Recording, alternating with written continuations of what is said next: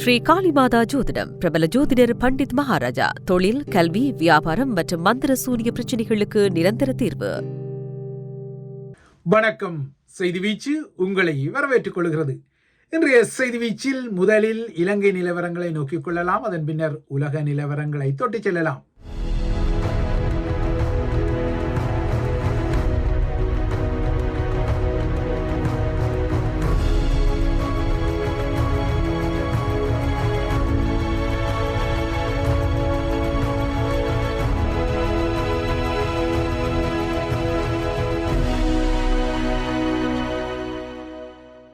IMF ஆகிய சர்வதேச நாணய நிதியம் போன்ற மேற்குலக அமைப்புகளுக்காக மேற்குலக பாணியில் இலங்கையிலும் சில விதிகளை நடைமுறைப்படுத்த ஸ்ரீலங்கா அரசாங்கம் பிரயத்தனப்படுவது ஏற்கனவே பகிரங்கப்பட்ட ஒரு விடயம். மேற்குலக பாணியில் அதன் உள்ளூர் விதிகளை மாற்ற முயலும் ஸ்ரீலங்கா அரசாங்கம் அதன் காவல்துறையிலும் இவ்வாறாக சில மேற்குலக பாணி சீர்திருத்தங்களை கொண்டு வர வேண்டியது அவசியமாகப்படுகின்றது. ஏனென்றால் இன்று வரை ஸ்ரீலங்கா காவல்துறையை பொறுத்தவரை அது மறைக்கும் போது நிற்காமல் செல்லும் வாகனங்களை இடைமறித்து கொள்ள துப்பாக்கி பிரயோகம் செய்யும் நடைமுறைதான் இருக்கின்றது. ஆனால் இவ்வாறான துப்பாக்கி பிரயோகங்களில் தேவையற்ற உயிர் பலிகள் இடம்பெறுவதை தடுக்க வேண்டிய ஒரு பொறுப்பு உள்ளது என்பதை இன்று அதிகாலை யாழ்குடாவின் அல்லைப்பட்டி பகுதியில் ஸ்ரீலங்கா காவல்துறை மேற்கொண்ட துப்பாக்கிச் சூட்டில் 17 வயதான பதின்ம சிறுவன் ஒருவன் பலியான சம்பவம் எடுத்து காட்டியுள்ளது.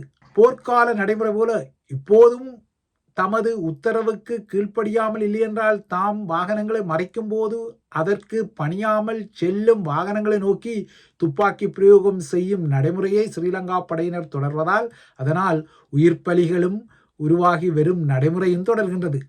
இன்று அதிகாலை யாழ்ப்பாணத்தில் இடம்பெற்ற இந்த சம்பவத்தில் தாம் மறைத்த வாகனம் தமது உத்தரவுக்கு கீழ்ப்படியாமல் சென்றதால் வாகனத்தை செலுத்திய சாரதி உயிருடன் இருக்கும் வகையில் நிலைமை மாறியது. ஆனால் அந்த வாகனத்தில் பயணித்த காரணத்தால் அதிலிருந்த ஒரு சிறுவன் போலீசாரின் துப்பாக்கிச் சூட்டுக்கு பலியாகியுள்ளார்.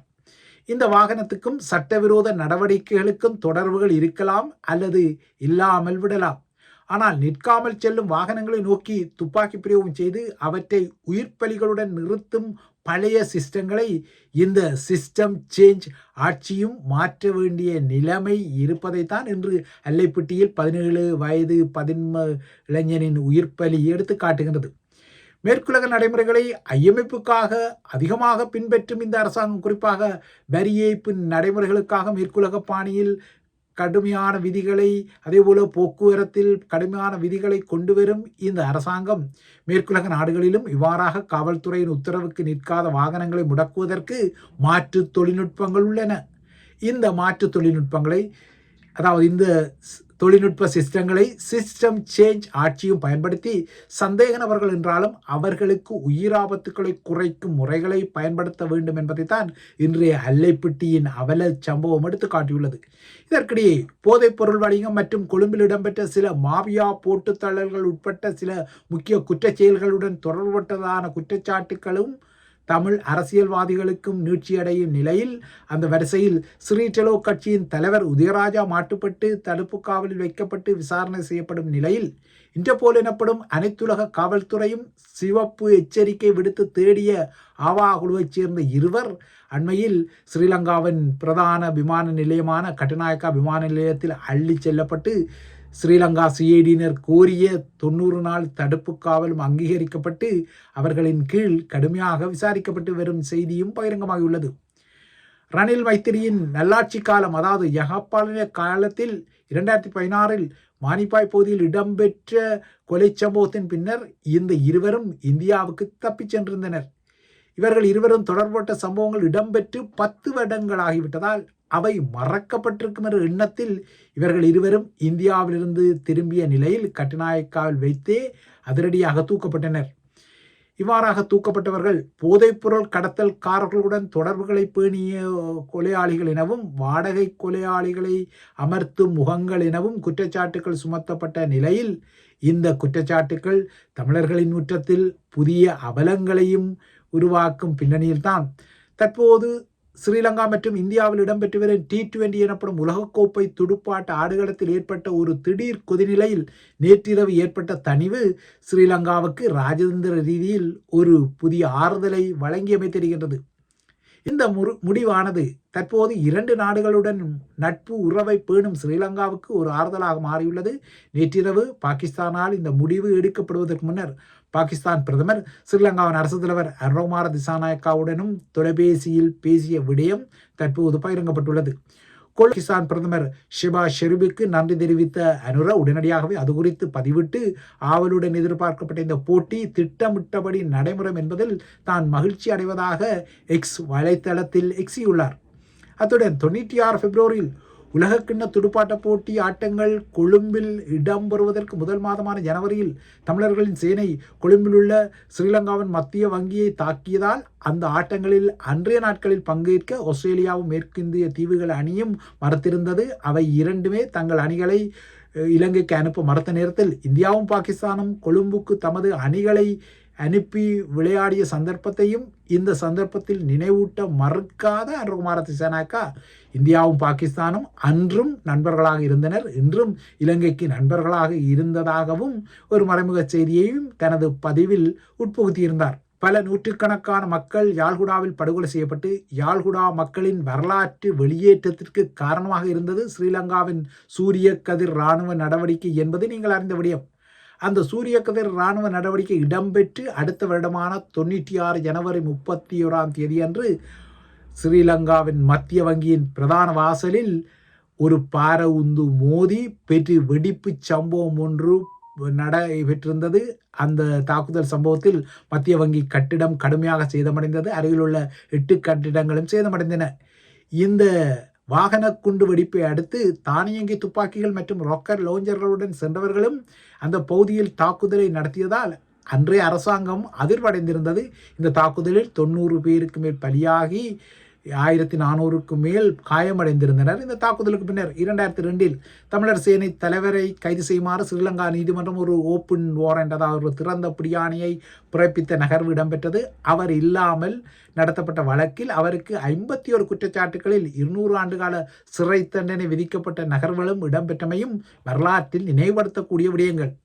இந்த பின்னணியை நேற்று தனது பதிவில் நினைவூட்டிய அனுரகுமார திசாநாயக்கா அன்று பாதுகாப்பு கவலைகள் காரணமாக சில அணிகள் ஸ்ரீலங்காவை புறக்கணித்த நிலையில் இந்தியாவும் பாகிஸ்தானும் தான் அன்று ஒற்றுமையை காட்டி தமக்கு ஆறுதலை வழங்கும் வகையில் கொழும்புக்கு சென்று அந்த ஆட்டத்தை நடத்தியதை இலங்கை மறக்கவில்லை எனவும் குறிப்பிட்டிருக்கின்றார்.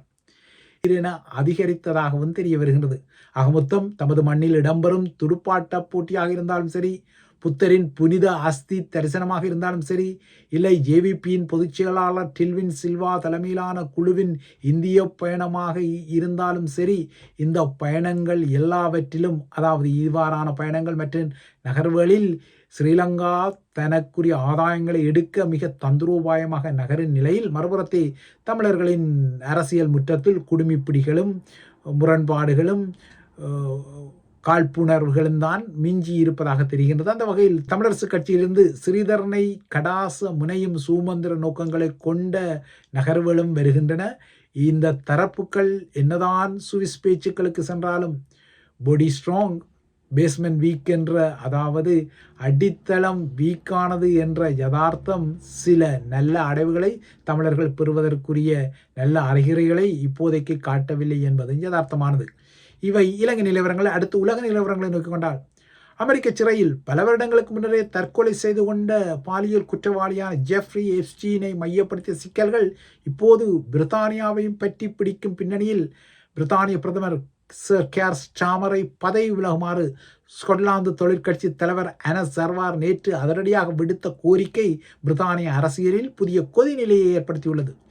இப்போது பிரதமர் ஸ்டாமரை பாதுகாக்க அவரது கேபினெட் அமைச்சரவை அமைச்சர்கள் ஓரணியில் நிற்பதாக காட்டிக்கொண்டாலும் குற்றவாளி ஜெஃப்ரி எப்ஸ்டீனுடன் தொடர்புபட்ட ஒருவரை அமெரிக்காவுக்கான பிரித்தானிய தூதராக நியமித்த விடயம் ஸ்டாமரை கடுமையாக துரத்தி வருகின்றது. நேற்று மாலை நாடாளுமன்றத்தில் இடம்பெற்ற தொழிற்கட்சி நாடாளுமன்ற உறுப்பினர்களின் கூட்டத்தில் உரையாற்றிய ஸ்டாமர் தான் பதவி விலகப் போவதில்லை என குறிப்பிட்டிருக்கின்றார். இதனை அவரது அமைச்சரவையும் ஆதரித்துக் கொண்டது. பிரதமர் தொழிற்கட்சி உறுப்பினர்களிடம் உரையாற்றி கொண்டிருந்த அதே நேரத்தில் பிரதமரின் தலைமைத்துவ போட்டியாளராக கருதப்படும் சுகாதார அமைச்சர் வெஸ்ட் ரீட்டிங் தனது சொந்த அரசாங்கத்தை மறைமுகமாக விமர்சிக்கும் சில அறிகுறிகளையும் காட்டியிருந்தார். எனினும் பிரதமர் ஸ்டாமர் பதவி விலக தேவையில்லை என்றும் அவர் சொல்லிக் கொண்டார். கேர் ஸ்டாமரின் தலைமைத்துவம் குறித்து கடந்த சில மாதங்களாகவே சில ஊகங்களும் தொழிற்கட்சிக்குள் முணுமுணுப்புகளும் தெரிந்தாலும் எப்ஸ்டீன் விடயம் இப்போது அவருக்கு கடுமையான சிக்கலை வழங்குவதாக தெரிகிறது. குறிப்பாக கடந்த 2 நாட்களில் பிரதமரின் பணியகத்திலிருந்து 2 மூத்த பணியாளர்கள் தமது பதவிகளிலிருந்து விலகியுள்ளனர். முதலில் பிரதமரின் தலைமை பணியாளர், அதாவது சீஃப் ஸ்டாஃப் எனப்படும் தலைமை பணியாளர் மோகன் மெஸ்வீனி தனது பதவி விலகலை அறிவித்த கையுடன் இன்னொருவரும் பதவி விலகியிருந்தார். மோகன் மெஸ்வீனி தனது பதவி விலகலுக்காக மெண்டல்சனை அமெரிக்க தூதராக நியமிக்க பிரதமருக்கு தான் அறிவுறுத்தினேன், இதற்கு முழு பொறுப்பை ஏற்று பதவி விலகிக் கொள்கிறேன் என கூறினார். இதன் பின்னர் ஸ்டாமரின் தகவல் தொடர்பு இயக்குனர் டிம் அலனும் தனது பதவியை துறந்த நிலையில்தான் தொழிற்கட்சியின் ஸ்கொட்லாந்து தலைவர் பிரதமரை பதவி விலகுமாறு நேற்று அதிரடியான ஒரு அழைப்பை விடுத்தார். எனினும் இப்போதைய நிலையில் பிரதமர் ஸ்டாமர் மீது நம்பிக்கையில்லா பிரேரணைகள் எதுவும் உட்கட்சி ரீதியில் வருவதற்கு வாய்ப்புகள் இல்லை என்றாலும் எதிர்வரும் நாட்கள் அவருக்கு நிச்சயமாக சுமூகமாக இருக்காது என்பதையும் ஏற்றுக்கொள்ளலாம். அடுத்து, ஈரானிய அமெரிக்க பேச்சுவார்த்தைகள் கடந்த வாரம் ஆரம்பித்த நிலையில் இஸ்ரேலிய பிரதமர் பெஞ்சமின் நெத்தன்யாகு அமெரிக்காவுக்கு பயணமாகியுள்ளார். நாளை அவர் அமெரிக்க அரசு தலைவர் டொனால்ட் ட்ரம்பை சந்தித்து பேச்சும் போது ஈரானின் அணுசக்தி திட்டங்கள் குறித்தும் கலந்துரையாடுவார் என எதிர்பார்க்கப்படுகிறது. கடந்த ஆண்டு அமெரிக்கா இஸ்ரேலுடன் இணைந்து ஈரானின் இராணுவ மற்றும் அணுசக்தி தளங்கள் மீது 12 நாட்களுக்கு தாக்குதலை நடத்திய நிலையில் மீண்டும் ஈரான் மீதான இராணுவ நடவடிக்கைக்கான சாத்தியக்கூறுகள் அமெரிக்க தரப்பில் அதிகரிக்கும் பின்னணியில் நெத்தன்யாகுவின் அமெரிக்க பயணம் இடம்பெறுகின்றது. ஈரானிய ஏவுகணை திட்டம் இஸ்ரேலுக்கு அச்சுறுத்தலை ஏற்படுத்திக் கொள்வதாக இஸ்ரேலிய பாதுகாப்பு அதிகாரிகள் புதிய எச்சரிக்கைகளை விடுத்த பின்னணியில் ட்ரம்ப் நெத்தன்யாகு பேச்சுக்கள் நாளை வாஷிங்டனில் இடம்பெறவுள்ளன.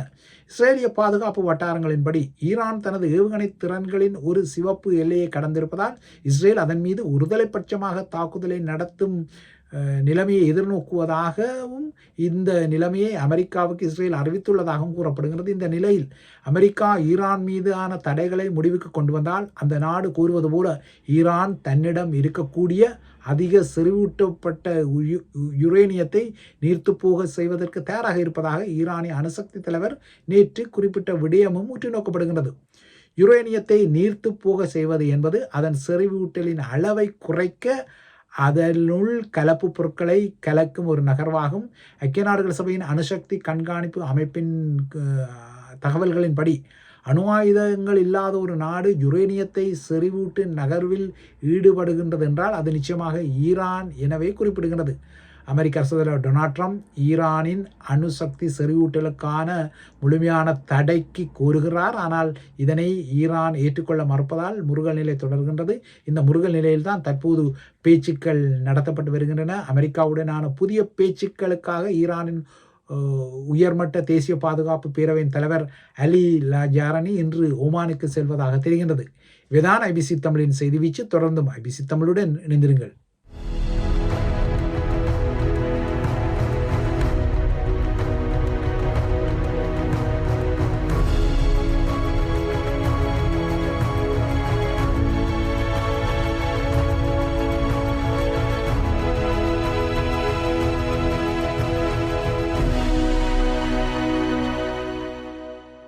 ஸ்ரீ காளிமாதா ஜோதிடம் பிரபல ஜோதிடர் பண்டித் மகாராஜா. தொழில், கல்வி, வியாபாரம் மற்றும் மந்திர சூனிய பிரச்சனைகளுக்கு நிரந்தர தீர்வு.